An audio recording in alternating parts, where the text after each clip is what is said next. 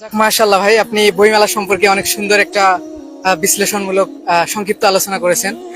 যাক, আলহামদুলিল্লাহ। আসলে আমাদের বাংলাদেশে অনেক ধরনের মেলা হয়, যেগুলোর মধ্যে মানে দুনিয়াবি কোনো উপকার নেই, পরকালীন কোনো উপকার নেই। দুনিয়াবিও যদি কিছু উপকার থাকে সেটা সংক্ষিপ্ত, মানে কিছু সময়ের জন্য, কিন্তু সেগুলোর মধ্যে পরকালীন কোনো আর কি উপকারিতা নেই। কিন্তু সেগুলো দেখা যায় যে সেগুলো বেশি প্রচার প্রচারণা হয়, বেশি ফেমাস হয়।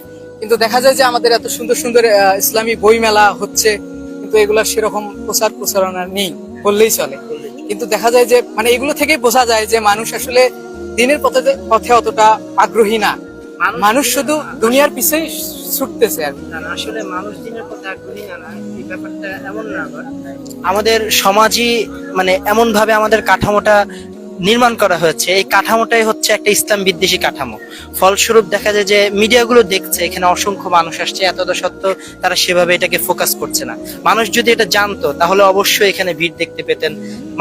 অসংখ্য মানুষ জানেই না যে বইমেলা হচ্ছে। তো সেই জায়গা থেকে আমার কথা হচ্ছে যে এই যে বেশি প্রচার প্রসার করা। জি, এই জন্য আমাদেরকে ছোটবেলা থেকে যারা গার্জিয়ান আছে, যারা পিতামাতা আছে, তাদের উচিত যে তাদের সন্তানকে সঠিক ইলম শিক্ষার জন্য তাদেরকে সেই পথে এগিয়ে দেওয়া। কিন্তু আমাদের সমাজে যে দেখা যায় মানুষ ওই দিনই ইলম অর্জন করার জন্য সেই বিষয়ে আগ্রহী না, বা তাদেরকে সেই বিষয়ে আগ্রহী হওয়ার জন্য কোনো পদক্ষেপ তারা নেয় না। এই জন্য দেখা যায় যে আমাদের সমাজের এত পদস্খলন, এত এত সমস্যা। তো আসলে এই জন্য আমাদেরকে কি করতে হবে? আমাদেরকে বেশি বেশি ইলম অর্জন করতে হবে। আমরা যত যত বেশি বেশি ইলম অর্জন করব, তত আমাদের এই সমাজ থেকে যত খারাপ যে দিকগুলো আছে, মূর্খতা আছে, যত কিছু চলতেছে বাংলাদেশে দেখতেছেন, অন্যায় চলতেছে, এগুলো ইনশাল্লাহ ধীরে ধীরে দূরীভূত হয়ে যাবে, চলে যাবে আমাদের সমাজ থেকে ইনশাল্লাহ। তো এই জন্য মূলত সংক্ষিপ্ত যেটা কথা হচ্ছে সেটা হচ্ছে আমাদের ইলম অর্জনের বিকল্প নেই। আমাদের এইরকম যে ইলমি যেগুলা মেলা আছে এগুলোকে আমাদের প্রমোট করতে হবে, এগুলো সম্পর্কে প্রচার করতে হবে, আমাদের সন্তানদেরকে এগুলোতে আগ্রহী করতে হবে।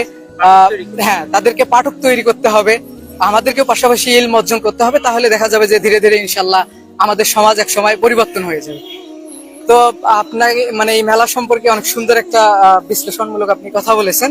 এই জন্য আমরা আমাদের পক্ষ থেকে আপনাকে 2টি বই হাদিয়া দেবো ইনশাল্লাহ।